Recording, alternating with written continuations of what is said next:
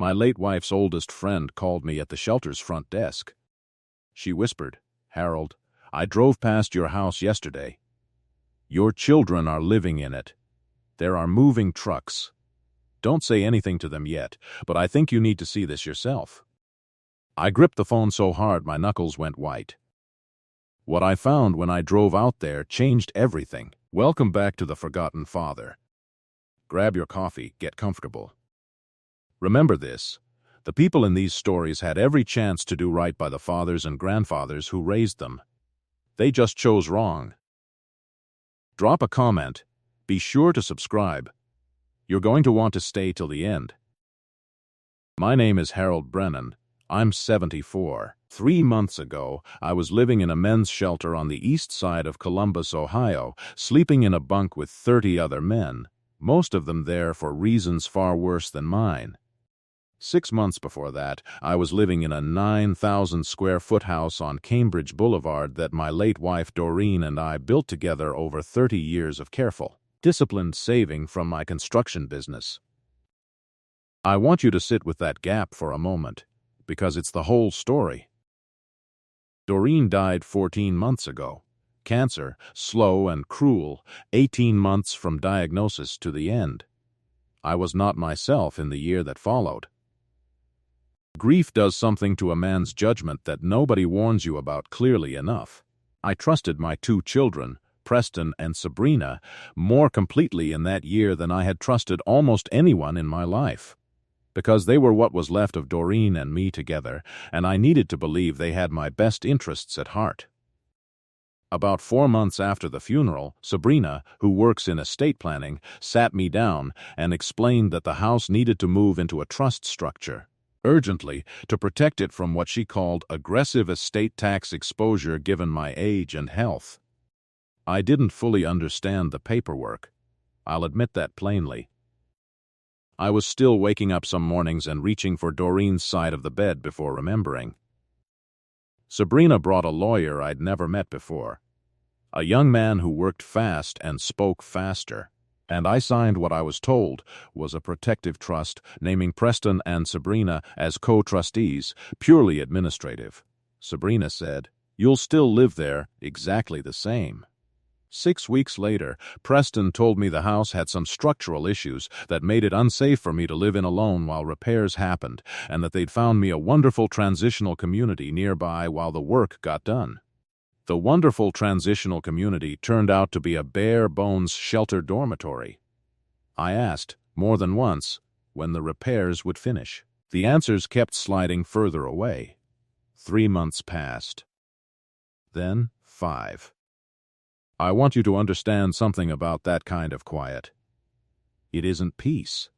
It's a man too tired, too grief-hollowed, too uncertain of his own recent judgment to trust his gut when it starts screaming at him that something is deeply wrong.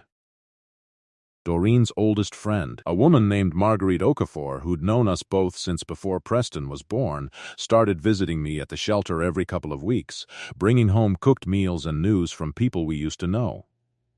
On one visit, she mentioned, almost in passing, that she'd driven past Cambridge Boulevard and seen unfamiliar cars in the driveway.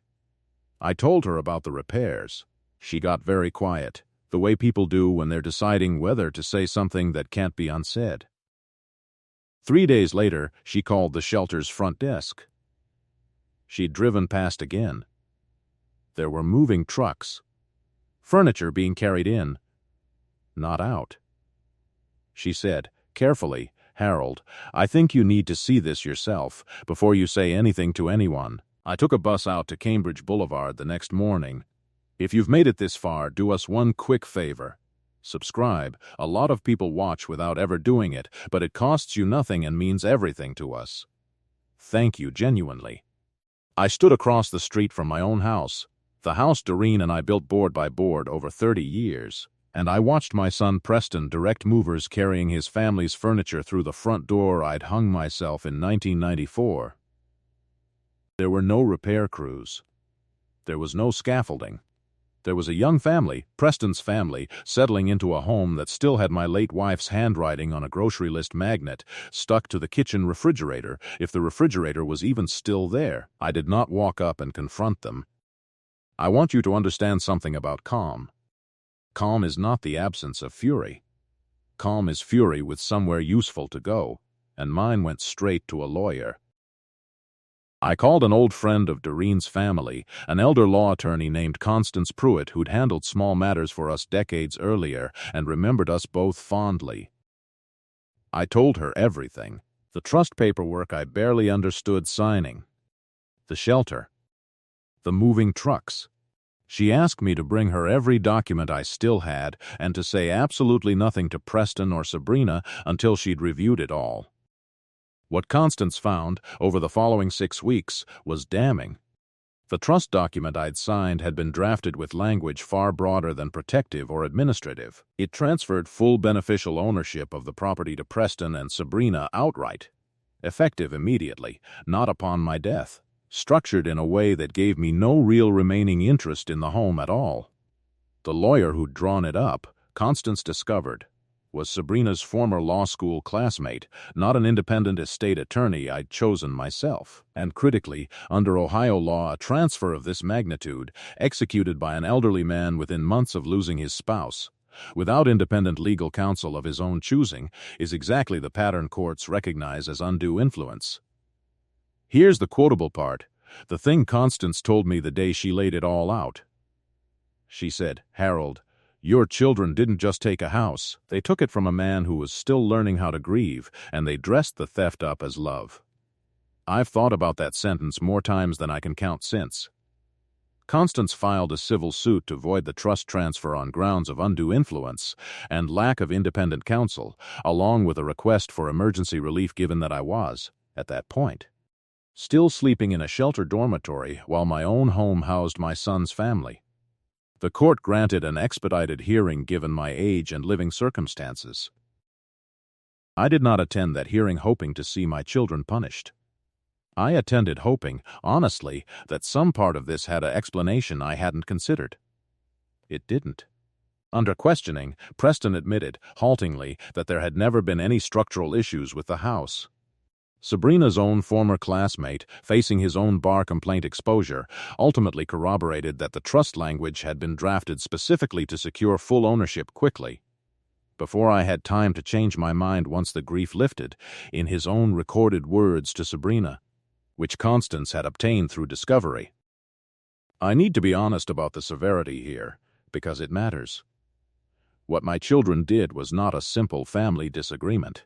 It was the calculated exploitation of a grieving widower's diminished judgment, executed through deceptive legal paperwork, to seize a 9,000-square-foot asset while relegating their own father to a homeless shelter for 5 months. This crossed well past the point where quiet forgiveness is the right ending. The court agreed. The judge voided the trust transfer entirely, restored full title to me, and ordered Preston and Sabrina to vacate the property within 30 days. The judge additionally referred the matter to the State Bar Association regarding Sabrina's former classmate's conduct, and left the door open for the county prosecutor to review the case for elder financial exploitation charges.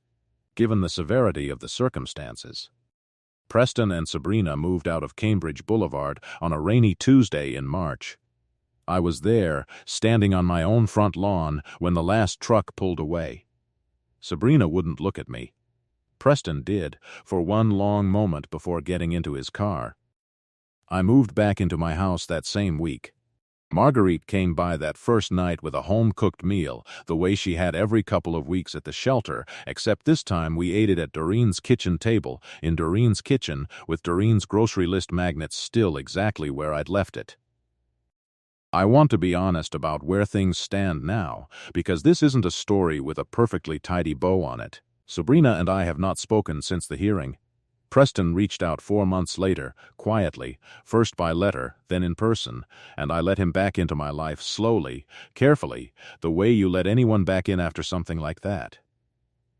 He visits monthly now. He's never fully explained why he went along with what Sabrina drafted, only that grief and greed together make people capable of things they'd never do alone. I don't know if I believe that fully excuses him. I know it's the most honest thing either of my children has said to me in over a year.